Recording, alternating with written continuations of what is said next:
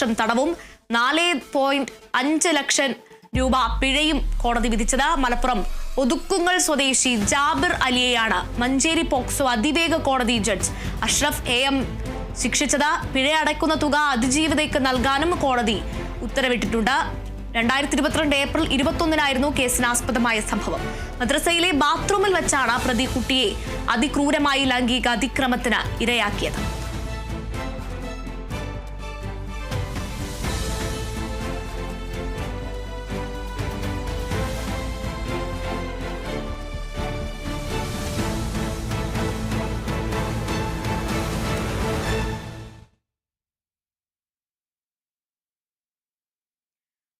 ദിവസത്തെ ദൗത്യം പൂർത്തിയാക്കി ശുഭാംശു ശുക്ല അടക്കമുള്ള ആക്സിയം 4 ദൗത്യം ഭൂമിയിലേക്ക് മടങ്ങുന്നു.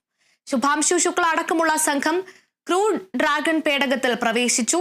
ഇന്ത്യൻ സമയം വൈകിട്ട് 4:35-നാണ് പേടകത്തിന്റെ അന്താരാഷ്ട്ര ബഹിരാകാശ നിലയത്തിൽ നിന്ന് അൺഡോക്കിംഗ്.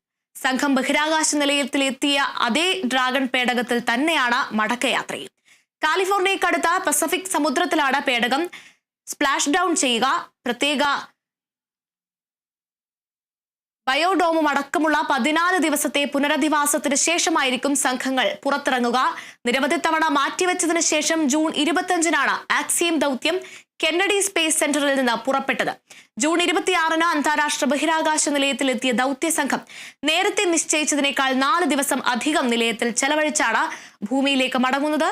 അമേരിക്ക ആസ്ഥാനമുള്ള ആക്സിയം സ്പേസ് എക്സും ISROയും നാസയും യൂറോപ്യൻ സ്പേസ് ഏജൻസിയും ചേർന്നുള്ള സംയുക്ത ദൗത്യമാണ് ആക്സിയം 4.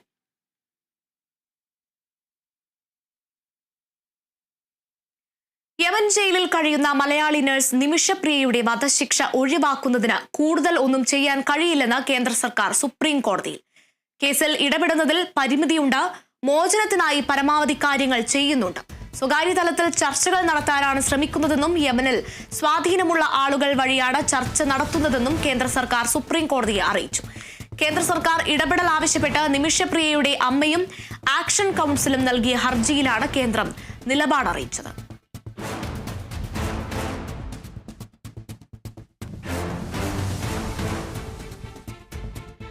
ചെറിയ ഇടവേള.